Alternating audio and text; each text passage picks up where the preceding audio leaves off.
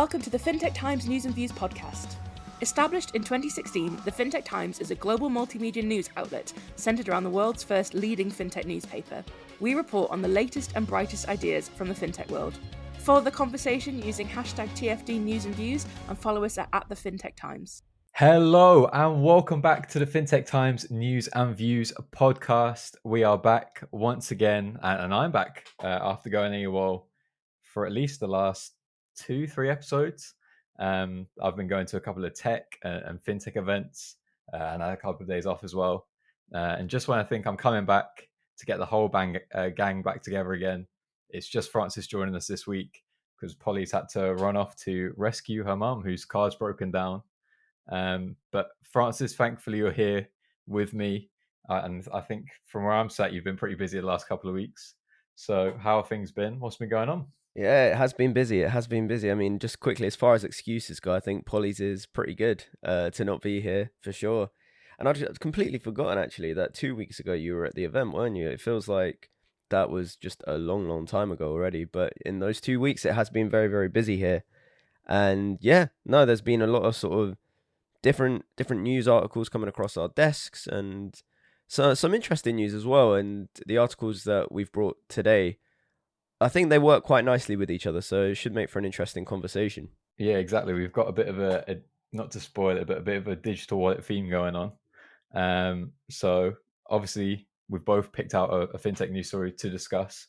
So what's the story that you're bringing to the table? So today I'm talking about how CurvePay is launching on iOS. Fantastic. And I'm going to be talking about some few concerns in the industry as Apple's expanded its tap to pay on iPhone across more European markets.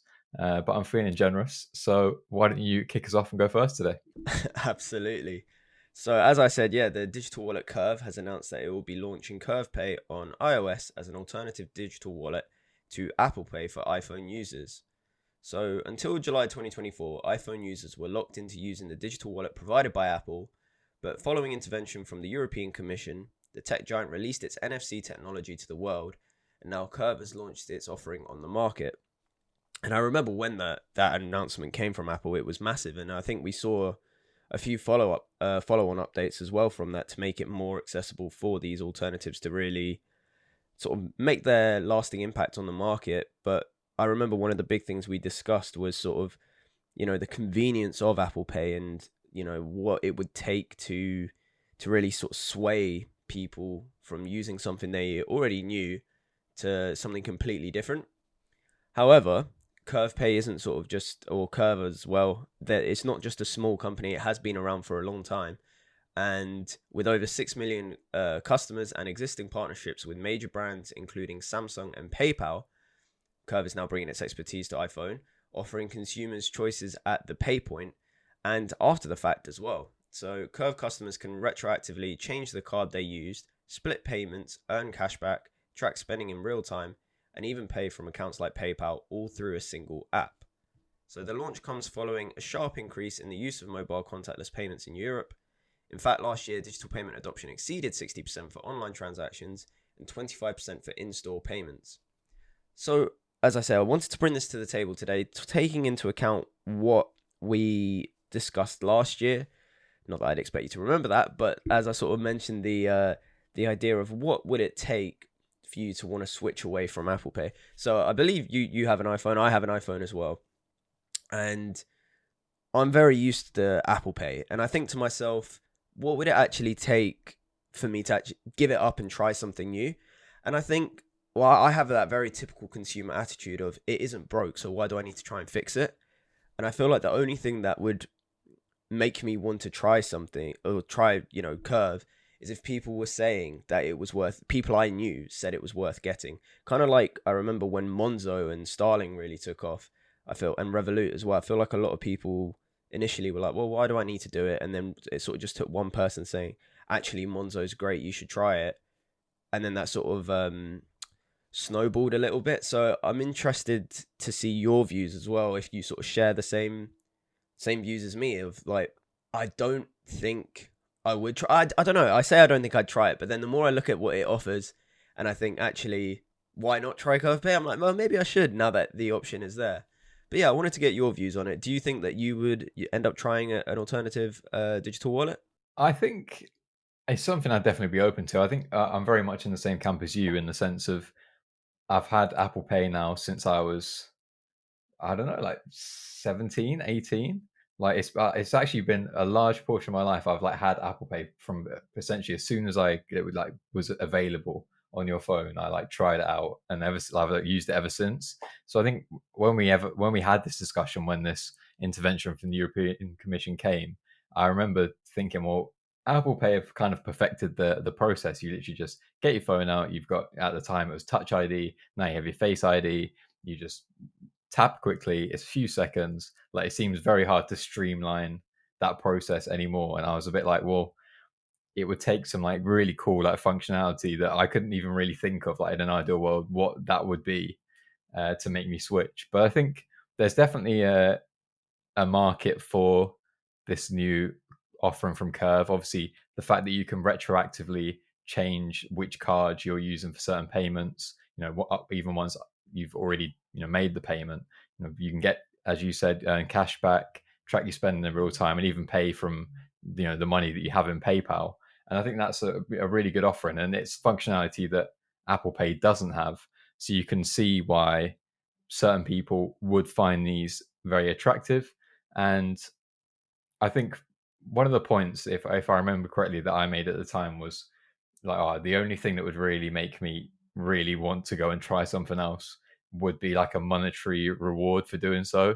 So like cashback, that would be, depending on how much cashback you get, what kind of transactions it applies to, that could be something that makes a lot of people go, oh, actually, financially, I'm going to be doing a little bit better if I'm using this wallet over, the original Apple Pay wallet. So I think it's a really interesting proposition. As you said, I think it's very difficult to get people to change once they're used to something and they're happy with it. Like, I don't know anyone that goes, oh, I don't like Apple Pay, it's too complicated, or they have a gripe with it, because it's very well fine-tuned and it works really well. So as you said, I think word of mouth is like the strongest sort of form of marketing, and obviously they need the traction to start from somewhere. But yeah, I do think it's a cool proposition. And probably realistically, if I do see people either that I know in real life or people on social media saying they've tried it and here are the benefits, and those benefits are sort of something that rings home to you, then that's something that you will probably more likely try. But yeah, I feel like for the time being, I'm just gonna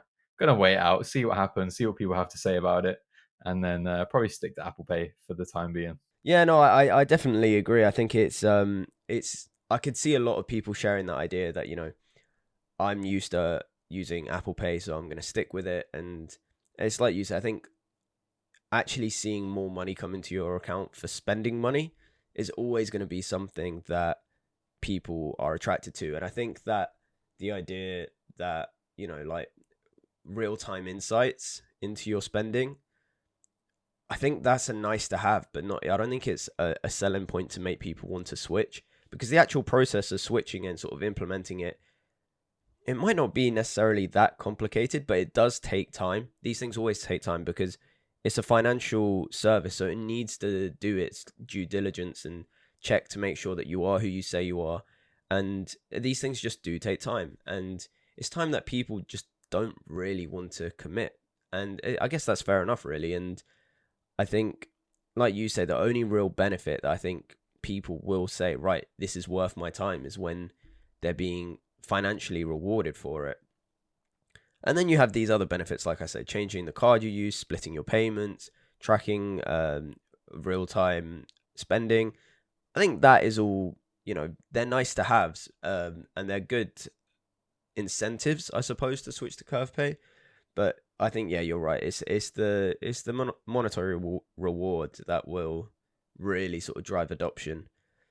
But saying all that, I do kind of want to try it now. I've sort of almost talked myself into it. So who knows? Maybe I'll give it a go. It can't hurt to give it a go, even if you switch back after a few weeks. It's good to try different solutions. What I am interested by is there's a lot of times when you go to buy something and it will say, do you want to pay with Apple Pay? And it's as simple as just clicking that. You don't need to go through your sort of financial applications or like banks or whatever it is. It literally is just 2 taps just to confirm that you're paying for it, and that's it. because of the face scan. It almost does it automatically now. There's no it's not like when I remember with the tap or the finger scanner, it always used to.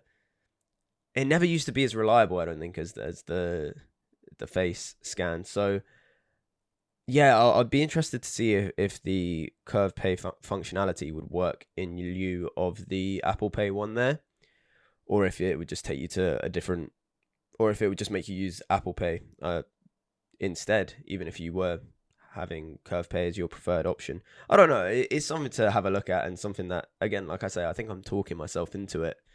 But with that, why don't we go over to your article? Yeah, absolutely. And it's keeping a lot of themes running at the same time. We are going to be continuing talking about Apple and its payment sort of functionality, as well as digital wallets. So you might have seen that Apple has launched Tap to Pay on iPhone in 8 new European countries. And this is obviously the technology that enables merchants to accept payments using only an iPhone. So customers can go and tap their contactless card to the back of an iPhone using compatible third-party software, and then the merchant can receive the payment through that. And we've spoken before about this at least once, if not more, about the value of tap to pay on iPhone. It wasn't even that long ago, I don't think. Talking about how it's particularly for smaller merchants a very good option. Those companies who can find POS software pretty pricey, that first outlay to buy the card machines and things, and this is a way for them to reduce their financial outlay to accept payments, and also helps a lot of firms widen the number of payment options they can actually accept. So now, through this sort of extra launch, Tap to Pay on iPhone is going to be available in Belgium, Croatia, Cyprus, Denmark, Greece, Iceland, Luxembourg, and Malta, following Apple collaborating with a number of payment platforms, app developers, and payment networks in each of those countries. However, in the article, we basically ask whether digital wallet security is actually where it needs to be to facilitate the sort of rapid growth this adoption is seeing across the globe. And obviously, Apple's a huge driver of this. And we got some comments in from industry experts and participants, which suggested that this isn't necessarily like the perfect good news. It's obviously very good news for a lot of small companies, but it could be widening the risk when it comes to digital wallets. So to explain this, Nick France, who's the CTO of digital certificates management company Sectigo, says that we're in an all or nothing era for digital identities. And he added that weak digital identities are the chink in the armor of digital wallets. A compromised login exposes an entire financial ecosystem, bank accounts, loyalty programs, potentially even crypto holdings, all housed within the wallet. And he says that digital wallets expose a treasure trove of financial data if not secured properly. Lost phones with weak pins, malware, social engineering scams, and even seemingly secure biometric authentication can be compromised with sophisticated spoofing techniques. And so all with that, I wanted to get your take on this, whether you yourself associate digital wallets with being a bit of a weak spot for security. Because I feel like at the moment, this is definitely wrong, but I feel like my phone is often like impenetrable. I've got Face ID, I'm going to be fine. But obviously, that's pretty far from the truth. And what do you think is the solution to this? If there is a problem with digital wallet security, or are you kind of on the side of the fence of it's actually pretty safe? Like as long as you're safe and careful with what you do with your phone and how you use it, then you're going to be okay. What do you think? And firstly, you're definitely wrong. The idea of my phone is impenetrable is 100% wrong. But I do get it. I do get it. It's the idea of, until something happens to you, it's very difficult to actually think, well, I need to be prepared for and think of the security measures that need to be in place, because, I've never had to think of them up until now. So why start now? And you're right. I think a lot of the time you do think, there is some security in place, and we always do hear about the latest security developments that are happening, and you think, all right, yeah, like my data, the data in every regard, sorry, sort of financial, personal, anything is safe. But the article does raise a good point that, you can't really take that for granted. And I think that it was interesting to see Apple's response, because it said that privacy is fundamental in the design and development of all of Apple's payment features, and that Tap to Pay on iPhone also protects its customer payment data with the same technology that makes Apple Pay private and secure, and it encrypts all transactions using Tap to Pay on iPhone, meaning Apple doesn't know what consumers purchase.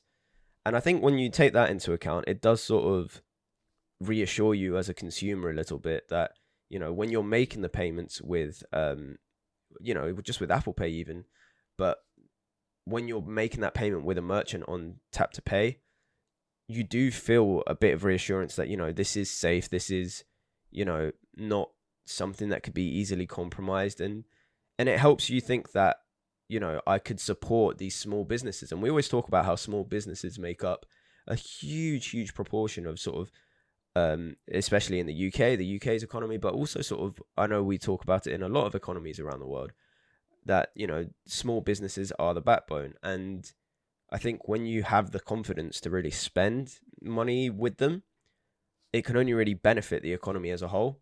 So I think it is a really good thing that, we have people questioning the security, but I think that those questions just give platforms, businesses like Apple, the opportunity just to further prove why they're secure. Again, I'm not sort of saying that's it, full stop, be all end all, we're safe. Of course, it's a constant thing, and we need to hope that these service providers are doing the absolute best that they can to keep our data safe, because you best believe that hackers are doing all they can to find the new ways to get that data. So, but no, all in all, I do think it is a really interesting article. And yeah, I mean, if I was to say, I probably am in the same boat as you, in the sense that, yeah, I think it's safe, based on just my own experience. I've been lucky enough that I haven't been hacked or had any of my data leaked. So, until that happens, I'll just keep acting like everything's all okay.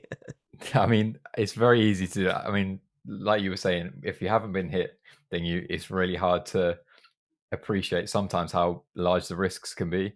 I remember when we were talking about the phone, like people stealing phones in London story, and how actually they're not just doing it to wipe your phone and try and sell it for a bit of money. They're actually able to get into your mobile phone, get into your digital wallets, spend money through it, gain different information that they can access other accounts online, things like that.